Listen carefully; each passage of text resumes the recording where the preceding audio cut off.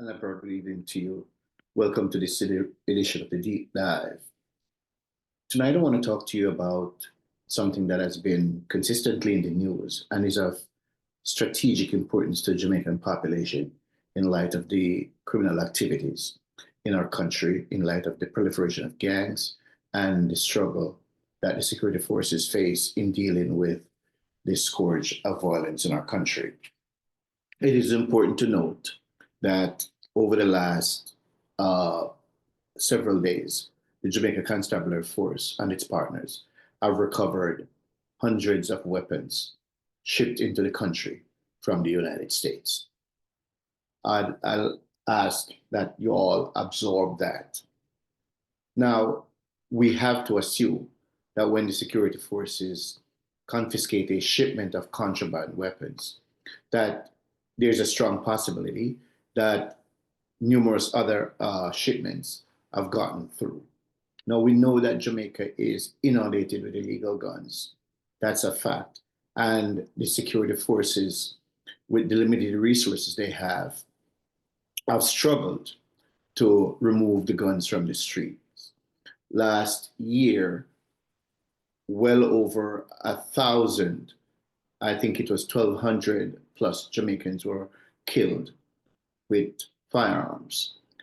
Needless to say that despite all of this, there has been certain interests in our country, notably Jamaicans for Justice, a foreign-funded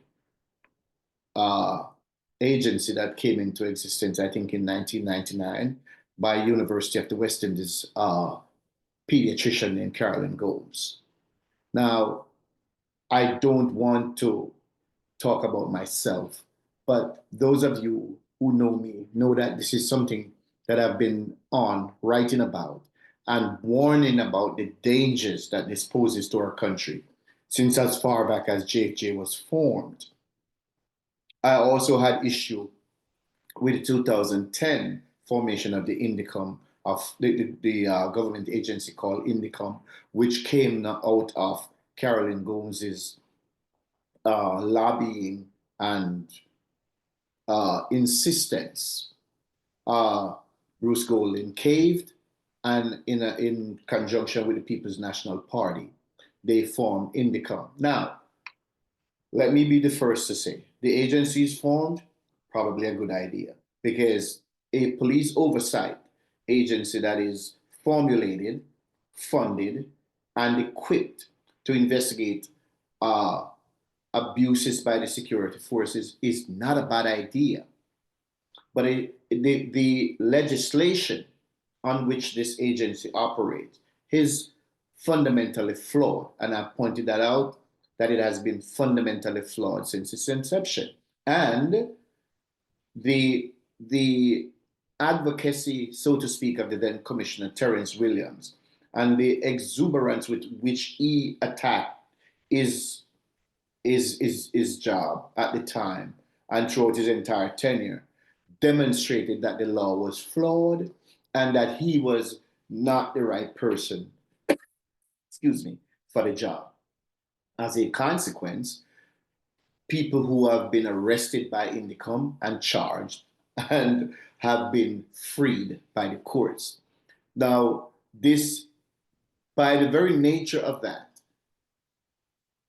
this, your humble servant, has been vindicated in over 15 years of writing about this very issue of INDICOM. Now, INDICOM is here. It's an act of parliament. It's not going anywhere, and probably it's a good thing because police officers are engaging in too many acts in which they should not be engaging. Police officers cannot be criminals and be police officers at the same time. So anything, any agency, any kind of structure that is going to clean up the police force, I am all for it. Now, one thing I've said repeatedly is that Jamaicans for Justice, this agency that is funded by, let me just say this. I emailed Jamaicans for Justice recently, and I asked them to please explain to us who is funding them, who is funding Jamaicans for Justice. They never got back in touch with me. I also gave them my phone number. They never bothered to respond to me. So I went and did a little digging And I found that because I asked, is George Soros helping to fund the American billionaire? Is the American billionaire George Soros helping to fund, uh, is helping to fund Jamaicans for Justice? Now, on its website, on its webpage, Jamaicans for Justice has funders as Amnesty International, the European Union. They didn't put the European Union. They just put an insignia that supposedly represents the European Union. So when you do click on that insignia, you find out that it's the European Union. So that's a whole question by itself why they're refusing to put that it's the European Union. They just put the insignia that European Union is funding, helping to fund Jamaicans for Justice. Now here's the thing. There's a lot of dark money coming into Jamaica, into the hands and the coffers of not just Indicom, but Jamaicans for Justice, a foreign funded institution or agency, whatever you want to call it. It's a group, a lobby group that poses as a human rights organization.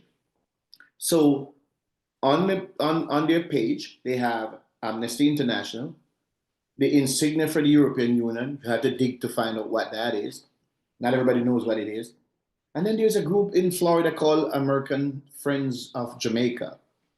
That's a group that supposedly of people interested in funding groups or interests in Jamaica. We'll do some more digging. We are going to get to the bottom of this, and I promised you in earlier editions of this deep dive, that we are going to get to the bottom of some of these issues.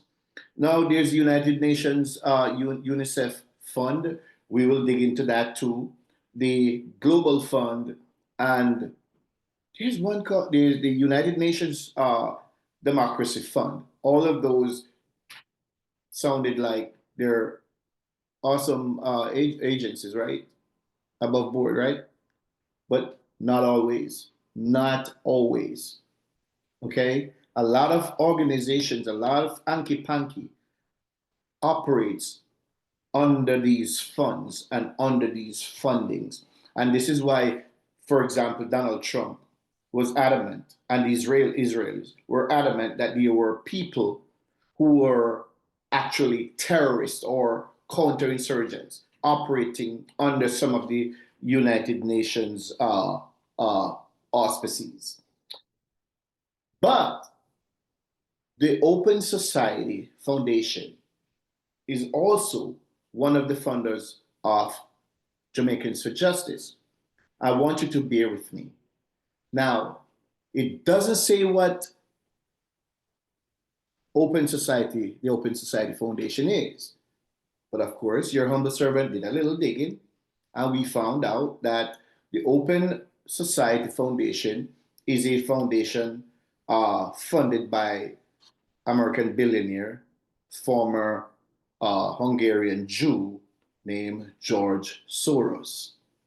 We want to know why these monies are flowing into Jamaica, into anti-law enforcement and law enforcement organizations like Jamaicans for Justice.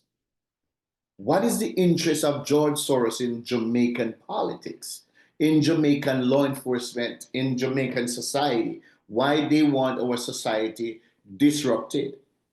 And so Commissioner Kevin Blake spoke recently to this woman at JFJ running her mouth about police killings. Now, I have said repeatedly on this channel, and while we're at it, we ask that you subscribe to this channel, like the videos, share them, and we ask that you leave us a comment to know if you find this video, if you find this content to your liking or educational to you.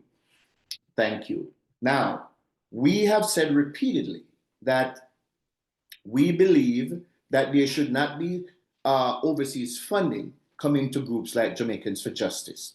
Because, for example, the Commissioner of Police spoke out against what he saw as misguided and misdirected anxiety at the amount of people killed by the police. And now, I have said repeatedly that the amount of people killed by police is totally up to the people killed. And as the police commissioner reiterated recently, the prisons and the jails are filled with people who, when the police approach to arrest them for their crimes, they surrender. Nobody killed them. They went to jail. Large portion of them, a large proportion, large percentage of those who have been arrested are people with guns, people who are held with guns. Nobody killed them. They're arrested, they go to court, and as Commissioner Kevin Blake pointed out, some of them are even not exonerated in the courts. Of course, the courts, Jamaican courts, it leaves a lot to be desired, and in some cases, the police officers may be negligent and the prosecutors may be negligent in put together an airtight case. I don't see how you could walk away from conviction if you have a firearm in your possession illegally. But that's a conversation for a different day. Now, as I said before, the people at JFJ running their mouths and were conveniently and duplicitously silent when police officers are killed, or members of the Jamaican Defense Force are killed. They continue to run their mouths about something they do not know. If you raise your gun at a police officer or you shoot at a police officer, you are going to die. It is as simple as that. There's no equivocation about that. If I am stopped on the street by a police officer where I live and the police officer stopped my car, first thing I do, I make sure he can see my hands. I'm not going to do anything to put that officer's life in danger, because that officer has every responsibility, every expectation, and every right to go home to his or her family at the end of his or her shift. Let that be understood by these loudmouth, anti-Jamaican insurgents in our country. When you raise your weapon at a police officer, don't ask the police officer to be lenient. What am I going to do? So when the people at JFJ have the opportunity and the luxury of Monday morning quarterbacking, understand this: police officers in split-second decisions, in split-second scenarios, have no such luxury. They have no such luxury of waiting and decide, should I shoot, or is he going to kill me? Because guess what? He is going to kill you. And as a former police officer who have been shot in the line of duty, I know that all too well. The fact of the matter is that these loudmouths keep running their mouths, and I said the government has to make a decision. The people of Jamaica, because the government's not going to do it, the sitting government's not going to do it, the People's National Party is not going to do it. So the law-abiding citizens of Jamaica has to rise up and say, enough, we don't want you here. They're foreign funded. All of this money, all of this hoopla by them is to justify receiving these American dollars from these dark sources. And what they're doing, it's okay, because there's always the media houses to justify and to amplify what they're saying. One daily publication wrote recently in bold, bright lettering, rights group JFJ has raised alarm over police killings. Of course, that's what they do. They raise alarm. They're nothing more than alarmists, cocks crowing in the morning, waking up everybody. And for what? Just so that the stream of money can keep flowing into Jamaica, into their pockets, so that they can have relevance. But I don't blame them, because it was Bruce Golding who allowed Carolyn Gomes, Bruce Golding, who refused to turn over a transnational criminal. It was Bruce Golding who brought this onto us. It was Bruce Golding who brought this onto the nation. And then they eventually gave Carolyn Gomes a national honor. Now, we all know that Carolyn Gomes was later found out to have ulterior motives and involved in things she should not be involved with. Did they take the national honor back? No, they did not. For those of you who did national honors in Jamaica, you could throw them away. They're worth nothing because the likes of Carolyn Gomes have received national honor.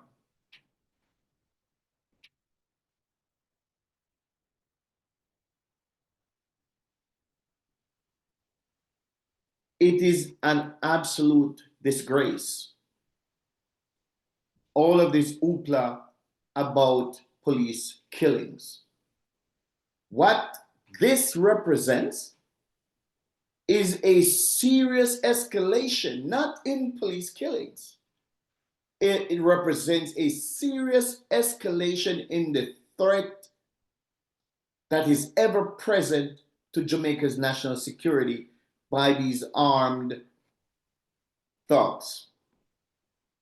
When you take the brazenness of their attacks on law enforcement, when you take the threats that come out of from under the rocks in which they exist, when you take the killing of our police officers, when you take the shipments of guns and ammunition, the serious amount of guns being shipped into the country, and when you take the amount that is intercepted, you understand the threat to Jamaica's national sovereignty these thugs pose.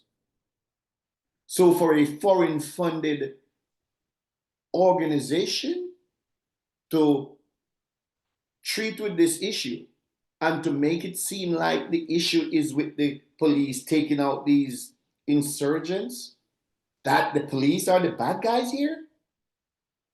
Where are the law-abiding Jamaicans in saying enough with this nonsense? But I'll tell you what, the law-abiding citizens in Jamaica are not saying anything about it. No, because there are far too many anti-law enforcement people living in our country. But I'll tell you one thing. In the St. Vincent and the Grenadines, the Caribbean Federation of Police Welfare Association, CFPWA, has shown its full support behind Commissioner Kevin Blake. And as this group raises concern about police killings. Jamaica has recorded more than 50 killings, police killings since the start of the year. The advocacy group kept trumpeting in order to get more money from George Soros and other dark sources in the United States. The General Secretary David Bennett of the General Secretary of CFPWA, General Secretary David Barnett, expressed concern about what he said was a glaring silence from Jamaican human rights groups when officers and civilians are killed. And as I've said repeatedly, you don't hear any concern about the tens of thousands of Jamaicans who are slaughtered who have been slaughtered over the last several decades. No concern at all, none. So while these groups are often vocal in their advocacy, their absence in condemning attacks on law enforcement officers and civilians is both troubling and unacceptable. The group says we call on these organizations to show balance and fairness in their advocacy and to recognize that police officers who put their lives on the line daily to protect society also have rights that must be defended. Do the police officers have the right to life and the right to use reasonable or justifiable force to defend their lives? Should we use taser or batons against criminals who are shooting at us? Barnett questioned. Barnett maintained his position that those who murder police personnel should face the death penalty. When criminals choose to engage the police with gunfire, we as police officers must use our superior training to not only survive, but to neutralize the threat posed to us and the citizens we have sworn to serve and protect, he emphasized. Barnett backed Kevin Blake in his call for rights group and the families of criminals to encourage them not to shoot at cops. Thursday, advocacy group Jamaicans for Justice condemned the increase in police killings and called on the force to put measures in place so body cameras are integrated into operations. We thank the regional body of police officers is standing up for the Jamaican police officers and the Jamaican citizens, not just for the Jamaican police officers, but for the Jamaican citizens who risk their lives daily to protect the law-abiding citizens in our country. We 100% support the regional police departments and the citizens all across the Caribbean who stand with the law-abiding citizens and our law enforcement officers in Jamaica. And it behooves all well-thinking Jamaicans, not just in Jamaica, but those of us who claim to love our beloved Jamaica, that little rock we claim to love so much, that small rock that we claim to love, we will not cede that little rock to the thugs, to the scum who would turn it into another Haiti. We refuse for our country to be turned into another Haiti. And if it means that we have to all strap up and put on our boots, then we will. Then we will. If it means that some of us will have to strap up because we know how to strap up. If we have to strap up, we will strap up to ensure that this does not happen. This was a deep dive. Thank you.